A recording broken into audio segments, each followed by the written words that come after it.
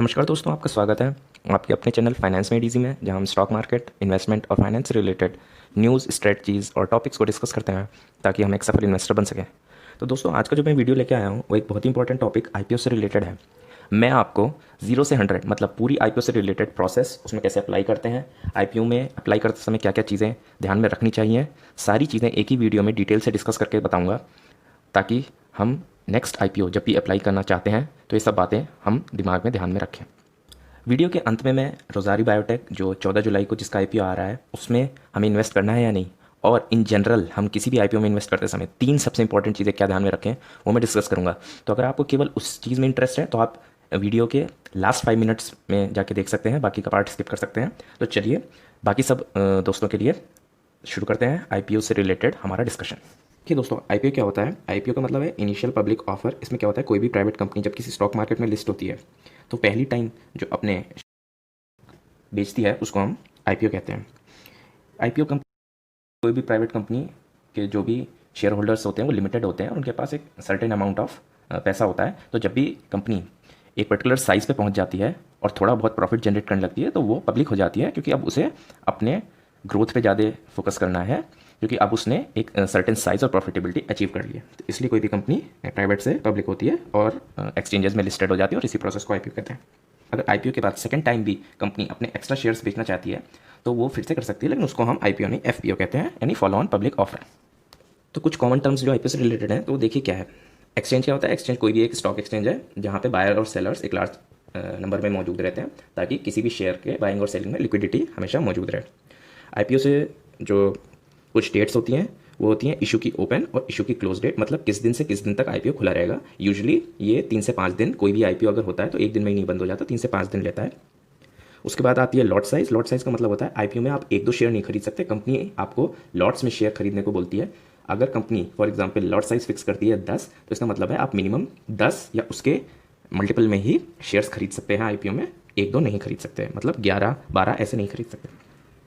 फिर आईपीओ की issue price होती है, जिस प्राइस पे कंपनी अपना आईपीओ लाती है। उसके बाद लिस्टिंग प्राइस होती है, जो कि जब एक्सचेंज में लिस्ट होता है तो क्या होता है, तो देखिए यूजुअली क्या होता है, इशू प्राइस और लिस्टिंग प्राइस में डिफरेंस रहता है। ये ऊपर भी जा सकता है, नीचे भी। तो देखिए अब दोस्तों, आप कहेंगे कि आईपीओ में लोग क्यों इन्वेस्ट करेंगे, उनको क्या फ़ायदा है आईपीओ से? तो जनरली लोग 2 चीज़ों के लिए इन्वेस्ट करते हैं। पहला जो है वो होता है लिस्टिंग गेन, और सेकंड जो है उसको हम कहते हैं लॉन्ग टर्म गेन। तो देखिए बेसिकली होता क्या है, ये मैं दोनों चीज़ें आपको एक्सप्लेन कर देता हूँ। वन, देखिए जब भी कोई आईपीओ किसी प्राइस पे आता है तो अगर उसमें ओवर सब्सक्रिप्शन हो जाता है या कंपनी का लॉन्ग टर्म पर्सपेक्टिव लोगों को अच्छा दिखता है तो लोग क्या करते हैं, जैसे ही वो लिस्ट होता है तो एक्सचेंज पे उसकी डिमांड बहुत ज़्यादा रहती है, जिससे उसका प्राइस लिस्ट होते ही जो आईपीओ की प्राइस है उससे 10%, 5% ऐसे बढ़ जाता है। तो लोग या तो लिस्टिंग गेन के लिए ले लेते हैं कि जैसे ही मैं खरीदूंगा 1 हफ्ते से 10 दिन बाद जब इसमें ट्रेडिंग शुरू होगी तो मैं इसको बेच दूंगा और जितना भी प्रॉफिट मिलेगा वो ले लूँगा। या तो सेकंड क्या होता है, आईपीओ पे जनरली शेयर थोड़े से कम दाम पे मिलता है। जैसा कि आप देख सकते हैं आईआरसीटीसी का आईपीओ हुआ था तो उसका शेयर की जो प्राइस गवर्नमेंट ने निकाली थी वो थोड़ा सा अंडर वैल्यू निकाली थी। तो हमने जब देखा आईआरसीटीसी का शेयर लिस्ट हुआ तो वो लगभग 100% के गेंस पे लिस्ट हुआ, और उसके बाद भी आप लॉन्ग टर्म में देखें तो वो लगभग 300% बढ़ चुका है। मतलब 325 पे अगर उसका आईपीओ प्राइस डिसाइड हुई थी, लिस्टिंग उसकी लगभग 600 के पास हुई और वो 1800 तक गया था। तो दोनों पर्सपेक्टिव की वजह से यहाँ पे लोग आईपीओ में इन्वेस्ट करते हैं। देखिए दोस्तों, बात क्या आती है कि आईपीओ में कितने तरीके के इन्वेस्टर इन्वेस्ट करते हैं। क्या हर कोई जो इन्वेस्ट करता है सब सेम है, या फिर कौन कौन से लोग इन्वेस्ट कर सकते हैं? तो इसमें बेसिकली देखिए 4 तरीके के होते हैं। मैं क्विकली आपको बता देता हूँ। रिटेल इन्वेस्टर आप और मैं जैसे लोग होते हैं जो 2 लाख से कम इन्वेस्टमेंट करते हैं, उसको रिटेल कैटेगरी कहते हैं। इसके बाद आती है एनआईए की कैटेगरी, जिसको हम एचएनआई भी कहते हैं। इसमें एनी इन्वेस्टर जो 2 लाख से ज़्यादा का इन्वेस्ट कर रहा है उसको हम एचएनआई या एनआईए की कैटेगरी में डालते हैं। थर्ड आता है यहाँ पे क्यूआईबी।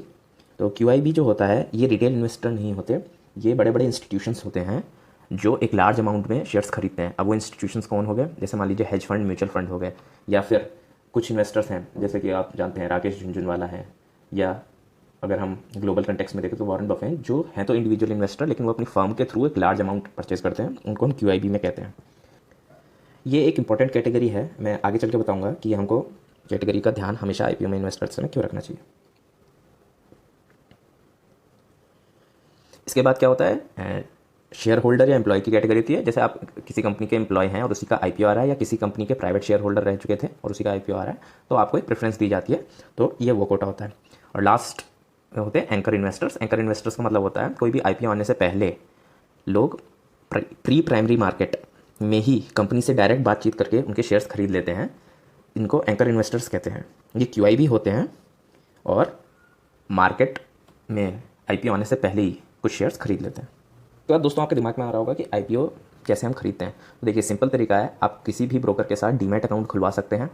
डीमैट अकाउंट जब आपका खुल गया तो उसी ब्रोकर में जब भी कोई आईपीओ आता है वो आपको ऑप्शन देता है कि इस आईपीओ में आप अप्लाई कर सकते हैं, कितने लॉट के लिए और किस प्राइस पे आप अप्लाई करना चाहते हैं। तो देखिए एक इंपॉर्टेंट बात जो आपको ध्यान में रखनी है, आईपीओ में जब भी आप अप्लाई करते हैं वो पर पैन अप्लाई होता है, मतलब एक पैन नंबर से एक ही एप्लीकेशन जाएगा। अगर आप 2 ब्रोकर से अप्लाई करते हैं लेकिन आपका पैन अकाउंट सेम है तो वो आपकी एक ही एप्लीकेशन काउंट होती है, ना कि 2। अब यहाँ पे दोस्तों एक और इम्पॉर्टेंट कॉन्सेप्ट आता है ओवर सब्सक्रिप्शन। इसमें क्या होता है, आईपीओ में जैसे मान लीजिए 10,000 शेयर कंपनी को बेचने हैं, उसने लाया और आईपीओ में 10,000 शेयर के लिए 20,000 लोगों ने अप्लाई किया और हर किसी को एक एक शेयर चाहिए था। तो शेयर तो 10,000 ही है लेकिन अप्लाई 20,000 ने किया, तो इसको हम ओवर सब्सक्रिप्शन कहते हैं। इसी का उल्टा अगर 10,000 शेयर को बेचने के लिए कंपनी ने आईपीओ लाया और उसको केवल 5,000 लोगों ने एप्लीकेशन डाली, तो इसको हम अंडर सब्सक्रिप्शन कहते हैं। अब इसमें क्या होता है, अगर अंडर सब्सक्रिप्शन है तो सबको जितने शेयर उन्होंने मांगे मिल जाएंगे, लेकिन ओवर सब्सक्रिप्शन में क्या होता है, रिटेल कैटेगरी में लॉटरी लगती है। मतलब अब अगर 10,000 शेयर के लिए 20,000 लोगों ने अप्लाई किया है तो कोई भी रैंडम 10,000 लोगों को मिल जाएगा और बाकी के 10,000 को नहीं मिलेगा। लेकिन एचएनआई में वो रेशियो बेसिस पे कर देते हैं। मतलब मान लीजिए 10,000 शेयर का अगर 20,000 एप्लीकेशन आई है तो वो 0.5 हो गया। तो 0.5 का मतलब यहाँ पे लॉट्स में होता है, तो 0.5 लॉट हर एचएनआई को मिल जाएगा। तो यहाँ पे दोस्तों हम वीडियो के सेकंड पार्ट पे अब बढ़ते हैं, जो है रोज़ारी बायोटेक से रिलेटेड। और इसके थर्ड पार्ट में मैं एकदम एंड में आपको बताऊंगा कि कौन सी 3 बातें हैं जो आईपीओ में, हर आईपीओ में इन्वेस्ट करते समय आपको ध्यान रखनी चाहिए, जिससे आपका लॉस होने के चांसेस बहुत कम हो। तो अगर हम रोज़ारी पे देखें तो मैं सिंपली आपको बता दूं, ये टेक्सटाइल स्पेशलिटी केमिकल की कंपनी थी, लेकिन इसने अपने आप को अब 3 सेक्टर्स में डाइवर्सिफाई कर लिया है। इसकी पहली प्रोडक्ट कैटेगरी जो है वो है home and personal care chemicals. Second जो है वो टेक्सटाइल स्पेशलिटी केमिकल्स ही है, जो इसका पहले प्राइमरी बिजनेस हुआ करता था। और थर्ड जो है वो है animal and health nutrition product. अब इसमें क्या है, जो इसके जो 2 मेन सेगमेंट हैं वो हैं रेवेन्यू वाइज, सबसे पहले होम केयर जो कि इसका 46% ऑफ रेवेन्यू देता है, और टेक्सटाइल जो कि इसका 43% देता है। तो ये 2 सेक्टर आपको ध्यान में रखने हैं। कंपनी 17 कंट्रीज़ में है, अपना बिजनेस चलाती है, तो ये भी एक अच्छी बात है। ये एक मिड कैप कंपनी है। और इसके पीयर्स कौन कौन है अगर आप देखेंगे तो आरती इंडस्ट्री, विनती ऑर्गेनिक्स, अतुल, गैलेक्सी सर्फेक्टेंट, ये बहुत ही अच्छी कंपनी है जिन्होंने पास्ट में केमिकल सेक्टर में अच्छे रिटर्न्स दिए हैं, वो इसके पीयर्स हैं। मतलब ये कंपनी उनके अगेंस्ट कम्पीट कर रही है। तो आगे हम थोड़ा सा जानेंगे कि क्या ये हमको प्रेफर करनी चाहिए जो एग्जिस्टिंग कंपनीज़ हैं उन पर या नहीं। सबसे पहले हम एक क्विक फंडामेंटल देख लेते हैं। तो कंपनी की जो एनुअल ग्रोथ है वो 41% की है ईयर ऑन ईयर। और अगर हम इसके प्रॉफिट को देखें तो वो है 56% after tax and 60% before tax. इसके बाद अगर हम रिटर्न ऑन नेटवर्थ इसकी कैलकुलेट करें तो लास्ट 3 ईयर्स की ये दिखा रहा है 31%, 43%, 34%।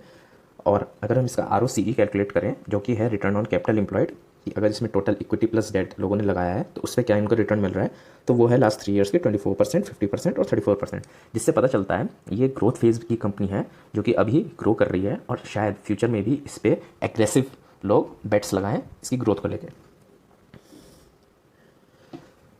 अब दोस्तों वीडियो का सबसे इंपॉर्टेंट पार्ट आ गया है जो है रोज़ारी बायोटेक की आईपीओ से रिलेटेड। इसकी ओपनिंग डेट है 13 जुलाई, इसकी क्लोजिंग डेट है 15 जुलाई, मतलब 13, 14, 15 3 दिन ये ओपन रहेगा।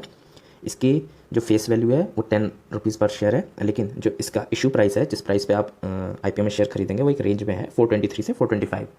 तो यहाँ पे मोस्टली अगर ये ओवर सब्सक्राइब होता है तो लोग इसकी अपर रेंज पे ही अलॉटमेंट की एप्लीकेशन डालते हैं जो है 425। यहाँ पे अगर आप देखेंगे ये NSE BSE दोनों पे लिस्टेड है, लेकिन किस दिन ये लिस्ट होगा ये बात ध्यान रखिए, 23 जुलाई को है। मतलब आप 23 जुलाई से इसमें ट्रेडिंग चालू कर सकते हैं।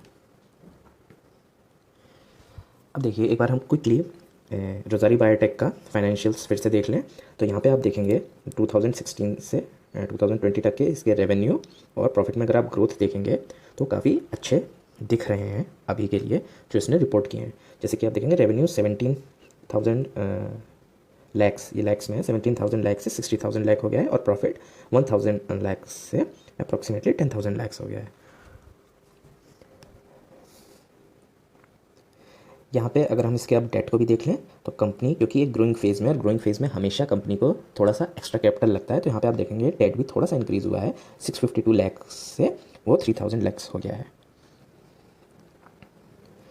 अब यहाँ पे जो सबसे इम्पोर्टेंट पॉइंट है कि ये कंपनी अपने पीयर्स के अगेंस्ट कैसे स्टैकअप है, तो वहाँ पे अगर आप देखेंगे तो मैंने जो दिग्गज कंपनियाँ आपकी बताई उसमें से जो रेवेन्यू ग्रोथ है वो आप देखेंगे आरती, अतुल, विनती, इनके कंपैरिजन में रोसारी की ऑलमोस्ट 3 टाइम्स है। जो प्रॉफिट का ग्रोथ है वो भी यहाँ पे दिखा रहा है, अभी एक प्राइवेट फेज़ में थी, तो आप ऐसे मान के मत चलिए यही नंबर फ्यूचर में रिफ्लेक्ट करेंगे। हो सकता है जब ये कंपनी पब्लिक हो इसमें कुछ चेंजेस आएँ और ये नंबर्स एज इट इज़ ना रहें, तो आपको अपना दिमाग इस्तेमाल करके इस चीज़ पे ब्लाइंडली विश्वास नहीं कर लेना है। यहाँ पे एक और इम्पॉर्टेंट फैक्टर है ROE, जो कि वन ऑफ द पैरामीटर्स होता है किसी कंपनी को जज करने के लिए, तो वो देखेंगे आप तो वो जो फाइन ऑर्गेनिक्स और विनती ऑर्गेनिक्स है, इनका ये लिस्टेड कंपनी से पहले से इनका ROE 30% है, बजाय कि रोज़ारी बायोटेक का जिसका 23% है। दोस्तों यहाँ हम वीडियो के एक इंपॉर्टेंट पार्ट पे आ गए हैं। जैसा कि मैं आपको बता रहा था, मैं आपको वीडियो के एंड में 3 चीज़ें बताऊंगा जो हमेशा आपको ध्यान रखनी है किसी भी IPO में इन्वेस्ट करते समय, ताकि आपको लॉस होने के चांसेस कम हो। देखिए सबसे पहली चीज़ क्या है मैं आपको बताता हूँ। फर्स्ट चीज़ है, आपको हमेशा ध्यान रखना है कि क्या आप लिस्टिंग गेन्स के लिए जा रहे हैं या आप लॉन्ग टर्म के लिए जा रहे हैं। अब इसमें देखिए क्या है, दोनों में इंपॉर्टेंट चीज़ है। लिस्टिंग गेन्स में आपको हमेशा ध्यान रखना है मार्केट मोड का। इसमें क्या होता है मार्केट मोड, अगर आप लिस्टिंग गेन्स के लिए जा रहे हैं तो किसी भी IPO और उसके लिस्टिंग होने में कुछ 1 हफ्ते या 10 दिन का वो रहता है। अगर इसके बीच में मार्केट के सेंटीमेंट में बहुत बड़ा चेंज आ गया, जैसे कि आप जानते हैं इस समय मार्केट का सेंटीमेंट कुछ खास सही चल नहीं रहा है, वॉलेटिलिटी बहुत हाई है और ऊपर नीचे बैड न्यूज़ या गुड न्यूज़ की वजह से होता ही रहता है। तो ऐसे मामले में अगर आप केवल लिस्टिंग गेंस के लिए जाएंगे और मान लीजिए उस 1 हफ्ते में कुछ ऐसी बैड न्यूज़ आ गई जिससे मार्केट डाउन चला गया, तो आपको लिस्टिंग गेंस कभी नहीं मिलेंगे, बल्कि आपको लॉस हो जाएगा। तो लिस्टिंग गेंस में जब भी आपको देखना है, सबसे इंपॉर्टेंट चीज़ आपको ध्यान रखनी है मार्केट मूड की। सेकेंड चीज़ आप क्या ध्यान रख सकते हैं वो है लिस्टिंग गेंस के लिए QII।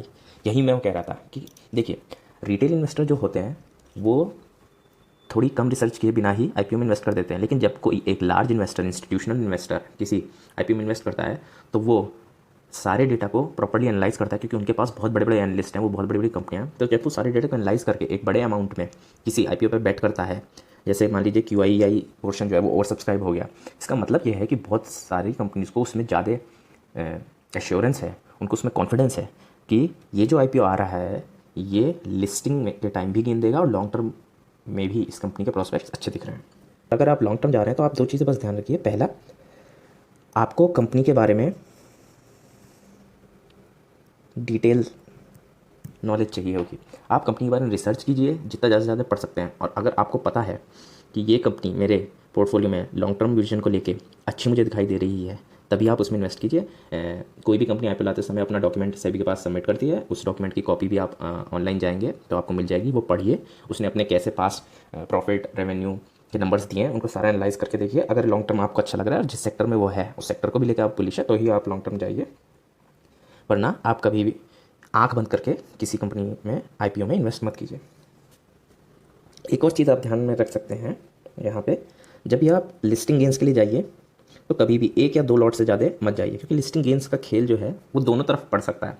मान लीजिए कभी आपने मान लीजिए बड़ा बेट लगा दी और लिस्टिंग के टाइम वो 10 या 20% डाउन साइड पर लिस्ट हो गया, तो आपको बहुत ज़्यादा नुकसान होने के चांसेस है।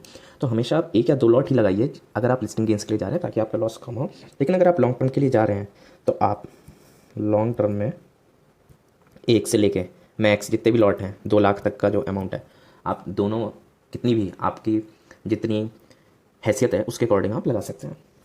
पॉइंट नंबर 2, दूसरी चीज़ आपको क्या रखनी है, आपको नेवर इन्वेस्ट ऑन डे 1। मतलब क्या है इसका, IPO यूजुअली 3 से 5 दिन का रहता है, तो कभी भी आप पहले दिन जाके हड़बड़ी में एकदम अपनी एप्लीकेशन मत लगा दीजिए। आप पहले सारे जो सेक्टर हैं, जैसे रिटेल इन्वेस्टमेंट का उसका जो पोर्शन है, जो QIB पोर्शन है, उसमें जाके देखिए कि पहले 1 या 2 दिन में कितने % सब्सक्राइब हुआ है। यूजुअली अगर पहले 1 या 2 दिन में ओवर सब्सक्राइब हो जाता है तो ज़्यादा चांसेस है कि IPO अच्छा परफॉर्म करेगा, कंपनी अच्छी है, क्योंकि उसमें ज़्यादा लोगों ने अपना एनालिसिस करके लगाया। इसलिए यूजुअली आप अगर 3rd, 4th या 5th दिन लगाते हैं तो आप पब्लिक की मेजॉरिटी को देख के और इंस्टीट्यूशनल इन्वेस्टर्स की एप्लीकेशंस को देख के जब आप लगाएंगे तो हमेशा आप फ़ायदे में रहेंगे। और थर्ड चीज़ जो है वो मैंने हमेशा कहा है, QIB एंड एंकर, इसको आप हमेशा ध्यान रखिए। ये दोनों टाइप के जो इन्वेस्टर्स हैं ये बहुत ही इंटेलिजेंट इन्वेस्टर हैं, इनके पास वर्ल्ड क्लास बिजनेस एनालिस्ट मौजूद हैं, इनके पास लार्ज अमाउंट ऑफ डाटा मौजूद रहता है। तो ये दो इन्वेस्टर्स अगर किसी में अच्छे अमाउंट में इन्वेस्ट कर रहे हैं, ओवर सब्सक्राइब हो रहे हैं ये दो सेक्टर, तो ही आप जाइए। ऐसा नहीं है कि रिटेल सेगमेंट मान लीजिए ओवर सब्सक्राइब हो रहा है और QIB और एंकर इन्वेस्टर जो है ये अंडर सब्सक्राइब हो रहा है। कभी आप रिटेल को फॉलो मत कीजिए, क्योंकि रिटेल कम नॉलेज पे ज़्यादा इंथुजियाज्म में आके पैसा लगा देता है, लेकिन कभी भी इंस्टीट्यूशन नहीं लगाएंगे। तो थर्ड चीज़ जो बहुत बहुत बहुत इंपॉर्टेंट है कि QIB और एंकर इन्वेस्टर्स का जो कोटा है फर्स्ट 1 या 2 डेज़ का, वो आप देखिए उन्होंने कैसा सब्सक्रिप्शन दिया है। अगर वो ओवर सब्सक्राइब हो रहा है तभी आप लगाइए, आप 90% चांसेस ये रहेगी कि फ़ायदे में रहेंगे। तो दोस्तों इसी के साथ ये वीडियो मैं एंड करना चाहूँगा। थोड़ा लंबा वीडियो था, लेकिन ये इसलिए लंबा हो गया था क्योंकि मुझको आपको डिटेल में पूरा IPO से रिलेटेड बातें बतानी थी, और हमने एक एग्जाम्पल भी ले लिया है इसमें रोज़ारियो बायोटेक का, जिससे मुझे लगता है अब आपके IPO से रिलेटेड सारे डाउट्स क्लियर हो गए होंगे। अगर आपको हमारी मेहनत और ये कंटेंट पसंद आ रहा है तो प्लीज़ एक लाइक तो बनता है, और आप लाइक और सब्सक्राइब करते हैं और अगर कमेंट करते हैं तो यूट्यूब की जो एल्गोरिदम है वो हमारे चैनल को आगे बढ़ने में मदद करती है, ताकि और लोगों तक भी इन्फॉर्मेशन पहुँच सके जो इस तरीके के कंटेंट ढूंढ रहे हैं। तो दोस्तों इसी के साथ मैं आज का वीडियो समाप्त करता हूँ, और जाते जाते मैं फिर से कहता हूँ, अगर आपको इस तरीके का कंटेंट और हमारे हार्डवर्क पसंद आ रहा है तो आप प्लीज़ हमारे चैनल को सब्सक्राइब कर दीजिए, बेल आइकन के बटन को दबा दीजिए, ताकि हमारे हर वीडियो के अपडेट आप तक पहुँच सके, और इस वीडियो को लाइक और शेयर कर दीजिए अपने दोस्तों के साथ, ताकि वो भी ऐसा इन्फॉर्मेटिव कंटेंट देख सकें। अगले वीडियो तक के लिए गुड बाय दोस्तों, जय Hind, take care and happy investing.